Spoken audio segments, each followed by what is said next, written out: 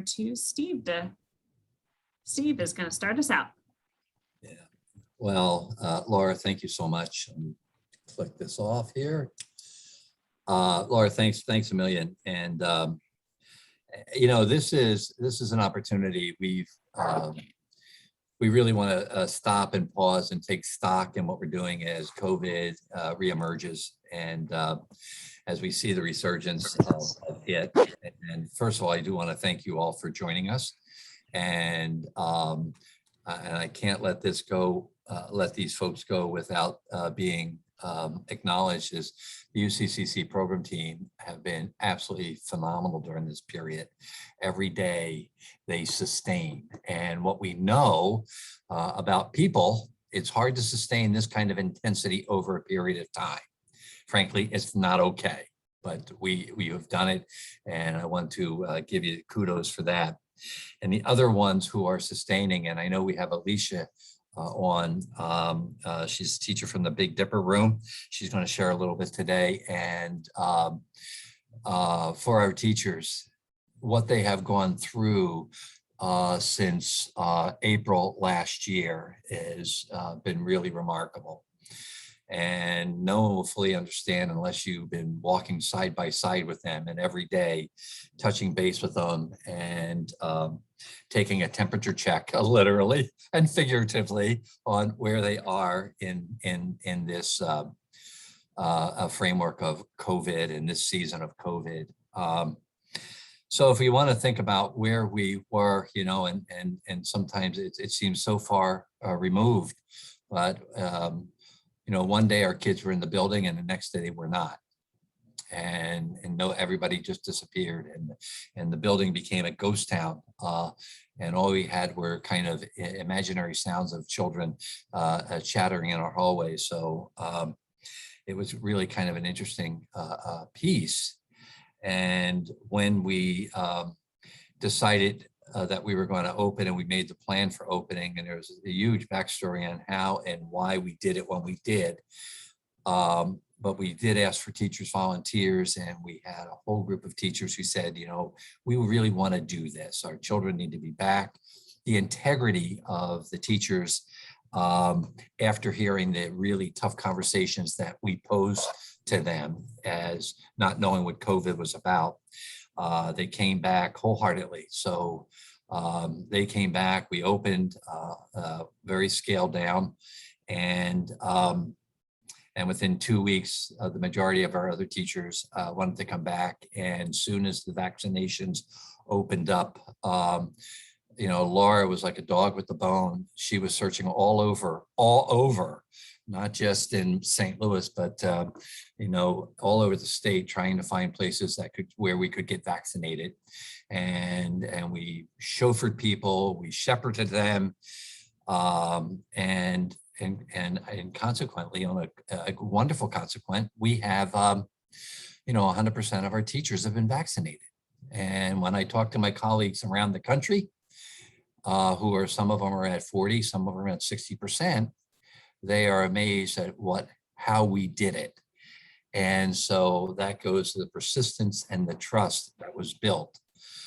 In addition, our families were so enormously supportive in 2020, and we have to acknowledge our families.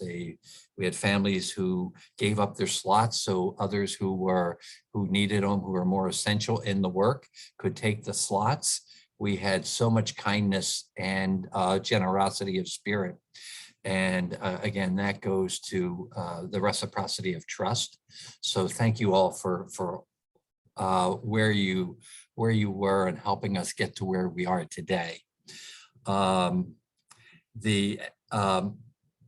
We had a short blip of time where we really felt we were really coming out of this, and we could feel the joy running through the building, and the levity elevating, and the laughter, and having teacher meetings with face-to-face, physically distanced, but socially connected and emotionally enmeshed. Those things were all happening because we had so many of our people that were vaccinated.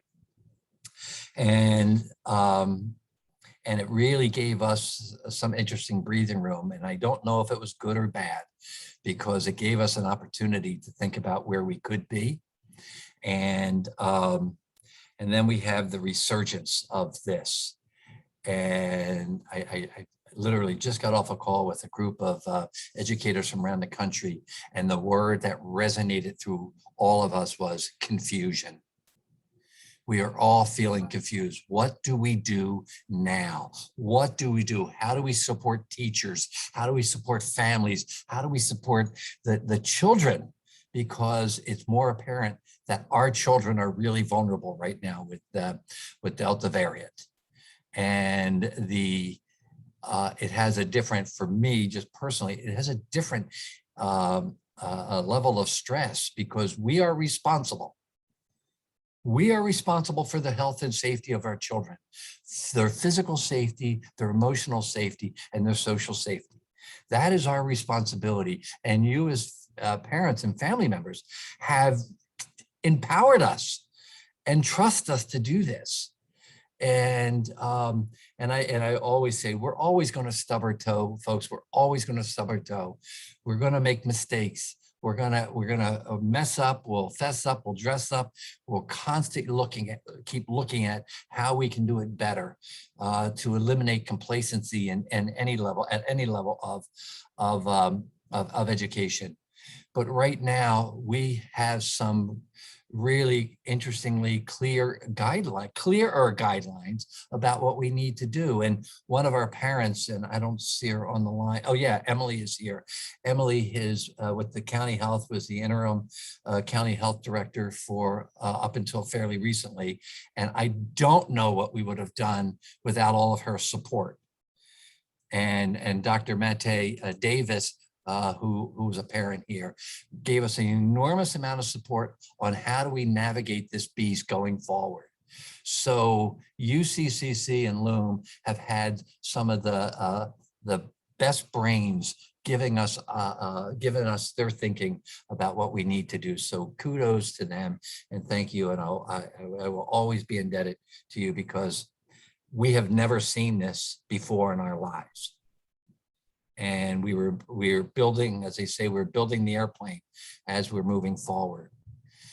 And so the confusion is there. We are working to take the confusion out. And Laura's going to talk about that as we move forward. But so we want to let our families understand that we're doing everything possible. This is a constant conversation for us. How do we hold the hearts and souls and the physicalness of our children near and dear, that we can do the best we can to do what we need to do? And consequently, we are working and supporting teachers in a way that we've never had to support before. You know, our teachers have been going at it for 18 months, every day. And a couple of weeks ago, we had a positive in our building, and we could see the disappointment on the faces of our teachers, like, you know, and there was some expression of feeling guilty about it. And all we know is everybody's doing the best they can do. And last week we hosted a faculty meeting, and we took stock in what we've been doing, what our practices are, and have we been getting complacent? Are we still living in the joy that we experienced for that short blip? And so it was a great opportunity to retool, bring everybody together, get ourselves laser focused again on how we can support your children and support you while keeping each other safe. We have done things with our teachers that, again, my colleagues have thought we went above and beyond, but with not just with gift cards and with wellness days. We recently instituted a drawing every week where one teacher will get a free night at the Cheshire with a dinner and a comp day. So we're doing everything possible to keep the spirits of our teachers from letting them live in what we know their resiliency is versus just survival. We don't want our teachers in survival. They need to be wholehearted and spirited when your children walk into the classroom. And I want to acknowledge so many of the parents that are on this call right now have offered their support, their help. What can we do for teachers? And so we acknowledge all of you who are supporting that intention to make sure that our teachers are there. So we are beginning to hear the fallout of COVID with what is the mental health of our children and families and communities. What's it going to look like as we come out of COVID? Back at the front of the pandemic, I was reading an article from 9/11, and 38% of the people that were impacted by 9/11 20 years later are still feeling the impact of 9/11. COVID has ate away at our souls and have changed how we develop relationships, how we function with each other. And the concern is, what does our mental health look like in the future? Our children who've never been in school, and they've been under the wraps of COVID, and they're joining us at 2 and 3 years of age, have not had experiences with other children. So they're coming to us without any experience. And it poses some new challenges for teachers. So we are trying to figure out, how do we help our teachers understand what that looks like? So I want you to feel confident that all of us at UCCC, the program team, our Loom support people from all aspects, that our number one thing is taking care of each other so we can take care of your children. So our teachers can take care of you all. So I really appreciate it. I want to start with that framework. And Anthony, I know you want to step in at this point, so go right ahead. Thanks, Steve. Good afternoon, everyone. So I'll update everybody about just kind of where we are financially, specifically as it relates to enrollment. And so we did have some challenges earlier this summer with enrollment, but we've turned the corner on that. And so enrollment is expected to be, at or near capacity come the fall. And that's thanks to the great work that Tamika's done in this space and figuring out ways to creatively get folks into the building. So we appreciate that. And then I'll also update you on, kind of with COVID, we've had some increased cost. But fortunately, thanks to all the support we've had, from the families and from other sources, we've been able to absorb a lot of the costs associated with that to date. And so from a budget perspective and from a financial planning perspective, we're still on target. We're still slated to meet our goals for the end of the year.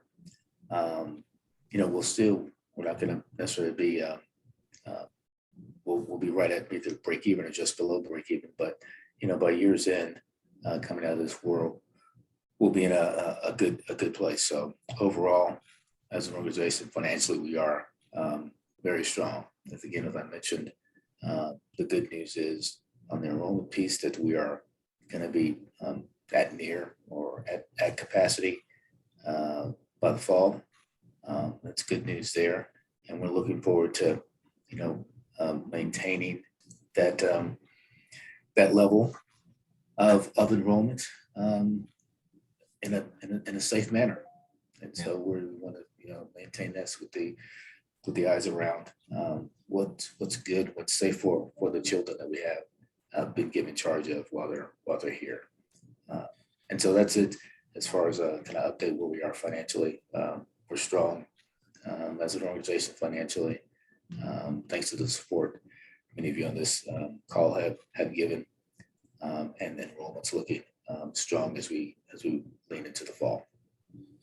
So Anthony, thanks. And those of you who have not met Anthony, Anthony stepped in when Frank retired and he stepped into the hornet's nest. So we really appreciate his courage to move forward. As he said, we have had a lot of support, a lot of philanthropic support. Our development team have really worked hard, but many of our philanthropic supporters have who believe in us have proactively supported us without even asking. They were just saying, we want to make sure that you guys can do what you do well. So we are deeply appreciative of that. And knowing that, and knowing that the new uncertainty that we're experiencing, we do not know what's going to come out of Delta right now. The trend is not looking good. But we are doing our best to make sure that we are postured well. We navigated 2020. I said we did not have to lay anybody off or do any of that. And frankly, we elevated salaries. We provided more support for teachers. And again, families were really instrumental in helping us know that we have to hold the souls of our teachers during this time when they were feeling the uncertainty of, am I going to have a job or not? And we really said, you will, and you will be with us.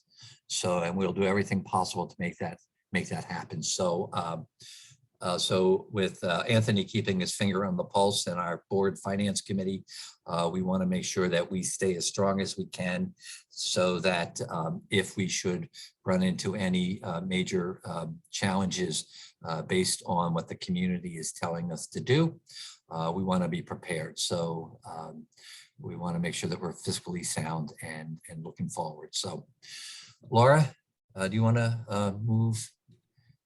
Or you want to, you go ahead and you do what you need to do from this point on with Alicia and or anybody else. All right, great. Thanks, Steve. I just wanted to introduce Alicia. Alicia's been with us for a while now and all through the pandemic. And I think it's important to hear from a teacher how the last year, 18 months has been. But also, as Steve mentioned, this is generally a pretty challenging time of the year for our classrooms and for our children and teachers, because it's the time of transitions, right? So our kindergartners are leaving us. They're starting to break up with us right now and kind of getting a little angry love. So we're dealing with that. And we have a lot of new children, as Steve mentioned. Some of our new children, most of our new children are children who've never been in care before because of the pandemic. So this is a new experience for a lot of children and a lot of families. And it's kind of scary to go into a new setting, a new environment, and all these children after living through the last 14 to 18 months in a pandemic. So our teachers have a lot on their plates. They spend 9 hours in a mask, wiping tears, kissing skinned knees through a mask. It's really hot and sweaty outside in those masks. And we don't, I certainly don't appreciate them enough as much as I should each and every day. So I just wanted to be able to hear from Alicia, just her experience in this last 18 months, kind of some of the challenges and some of the successes too. We have and really talked about the fact that we have smaller class sizes. And with those smaller class sizes comes a lot more individual one-on-one attention and fantastic relationship building opportunities. And so we've seen a lot of those relationships with our children thrive. We've seen a lot of those relationships with our families thrive. Sometimes what doesn't break us makes us stronger, and we haven't broken, so we're just getting stronger. And I want to give Alicia just a couple of minutes of an opportunity to talk from a teacher perspective now. And you are muted. There you go. Thanks. Hi, everybody. I'm Alicia. I'm a teacher in the Big Dipper classroom. Over the last 18 months, it has been a wild ride from the moment we came back. It's so interesting that we talk so much about like our bonds and our relationships with our kids and like Steve mentioned at the very beginning, you know, we were all here together one day and then we weren't. And that's hard as a teacher to know how my kids are doing and how my families are doing.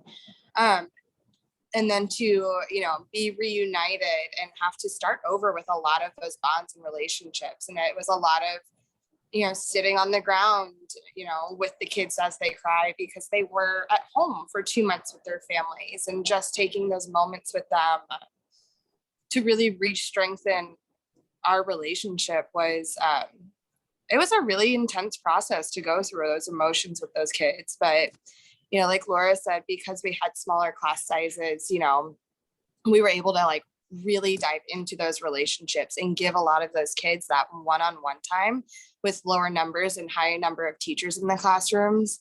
A lot of kids, we were able to give that one-on-one time and really strengthen the relationships that we were building. You know, it was definitely, it's, you know, summertime and the mask and the heat is not easy.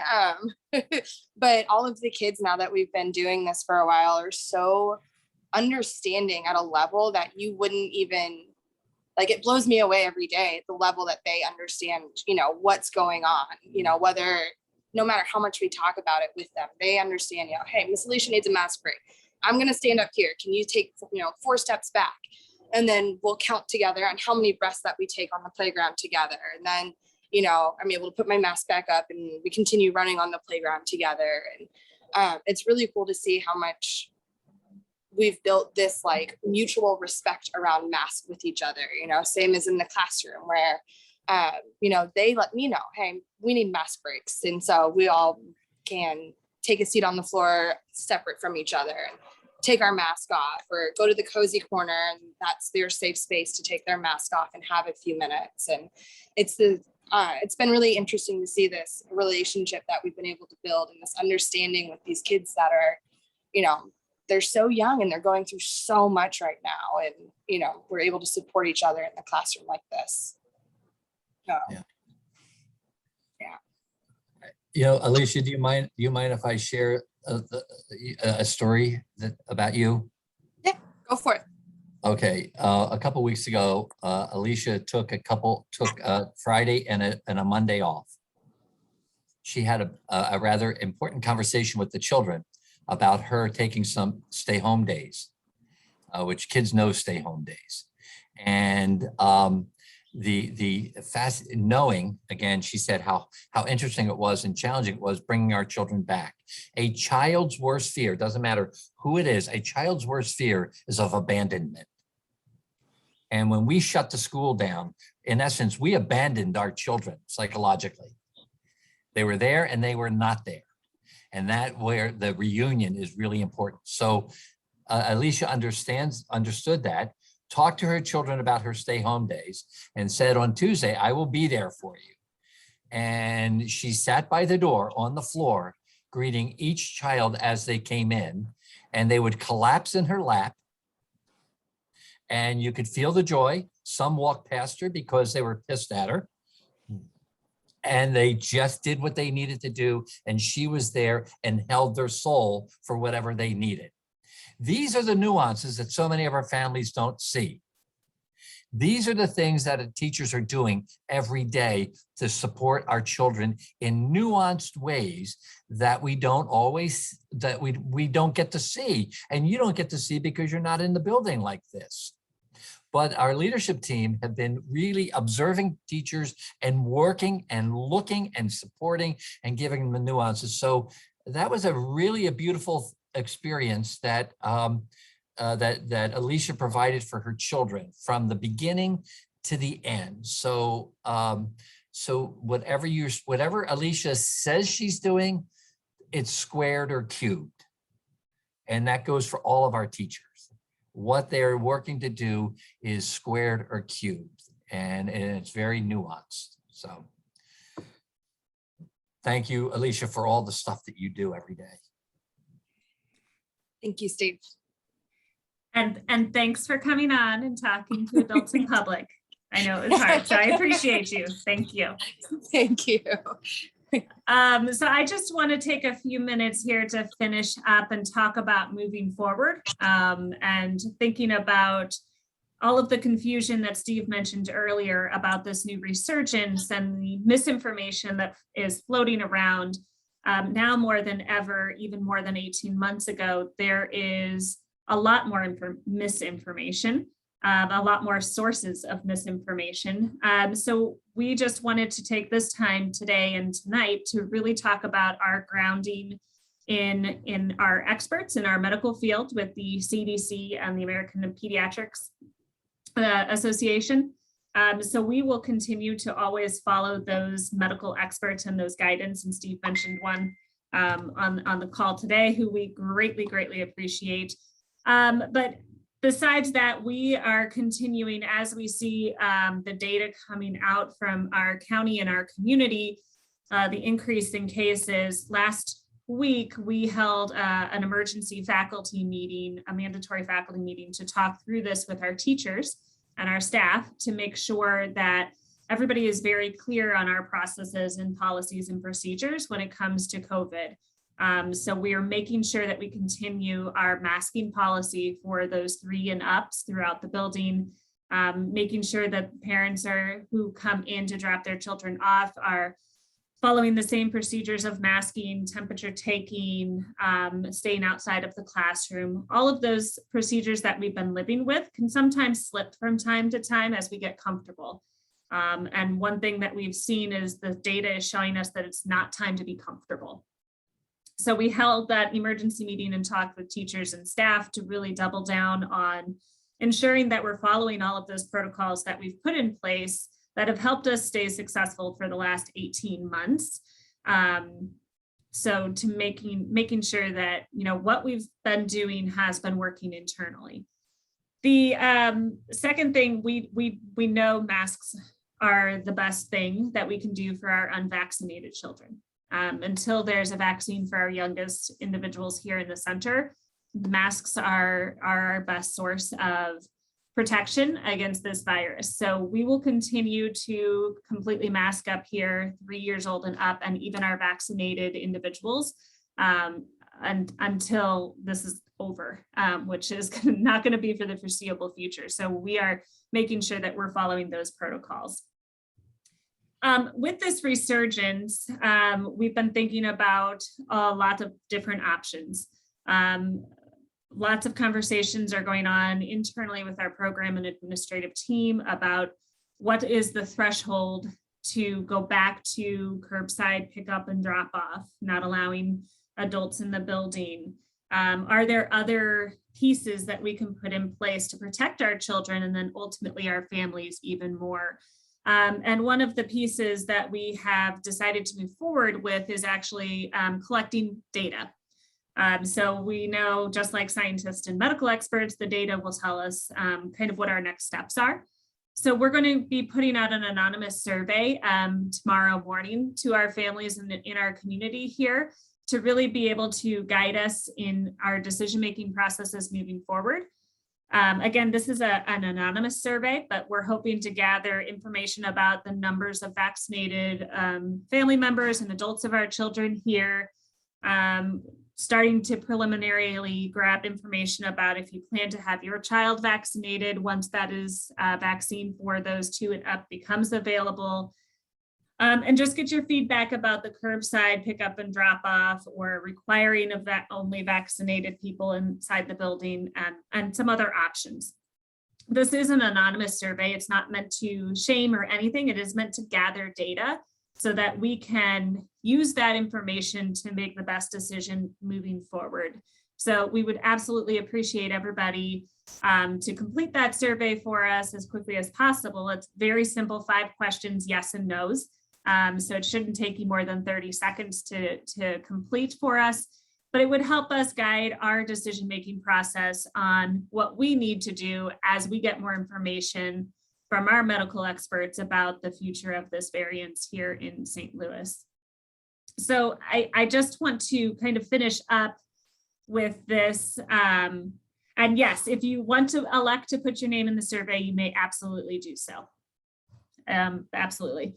I just want to finish up here by talking a little bit about trust. It is one of our values, and it is something that is incredibly important right now, always important, but now more than ever during a pandemic and with the divisiveness that is happening around this pandemic in and of itself. Trust is really important, and we want to make sure that you all can trust us and that we can trust our families to do what's best for the children and the families in our entire community. So as Alicia and Steve both said, and Anthony, we're all here for the children and your families. And we want to be here for you for the next foreseeable future. So we trust that our families are making informed decisions that's best for their social, emotional, and physical health. We trust our teachers are doing the same. And we have an incredible community, and that has been evident in the last 18 months. And we so much look forward to continuing to build that trust with all of our families. I just want to end with, we'll continue to do everything we can internally, and we know our families will do everything outside of the building to keep everybody healthy and safe. We love all of you. We love all of your children. They're like our own children here.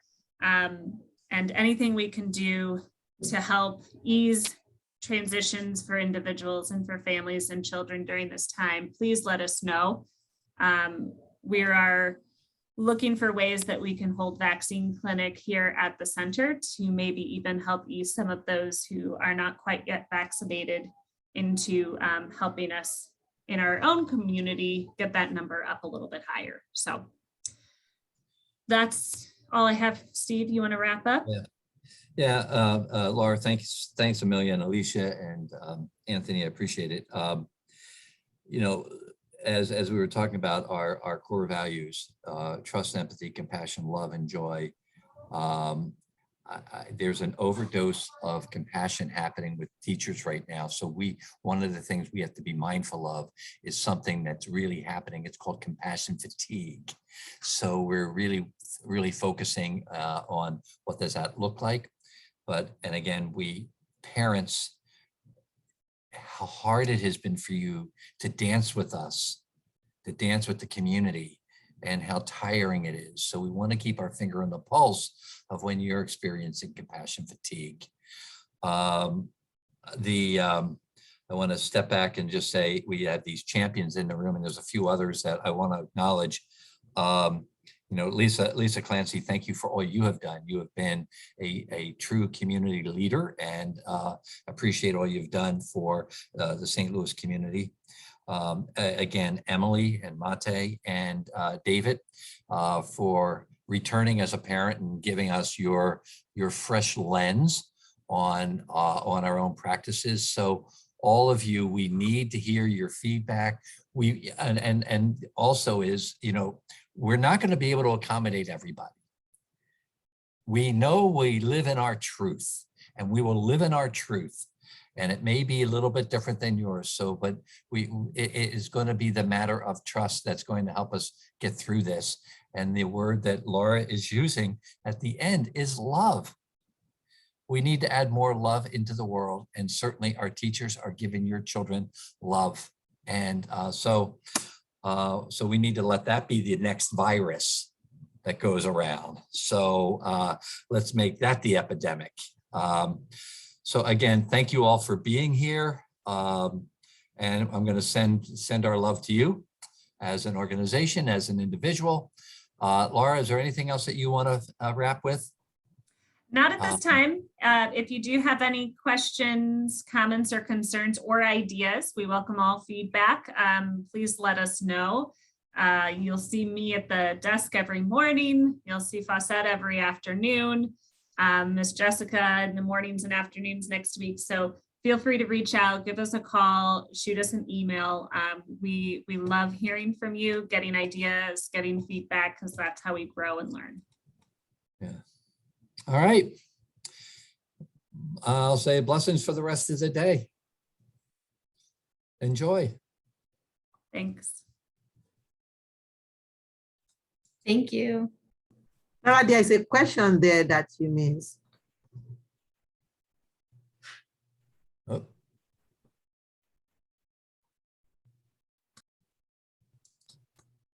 You see that on the chat? Yes, Okay. thank you, Fawcett. You're And, welcome. and Kelsey, we continue to look at that question about the 2-year-old classroom. We do attempt masking in the 2's classroom. It is incredibly difficult. And about 3/4 of that classroom, both of those classrooms will move into a preschool classroom, and we'll be back to true 2-year-olds in there who have a lot of drool, lots of issues with sensory, with chewing things, with the mouth. There are a lot of concerns with our 2's teachers about consistently and efficiently masking with the 2-year-olds. They are used as toys at the time, but they do have them. They try to get children used to wearing them, but we don't make it a requirement at this point because we just feel that it's inappropriate developmentally for those 2-year-olds. But we'll continue to keep at it because we know they need to do it in the public domain.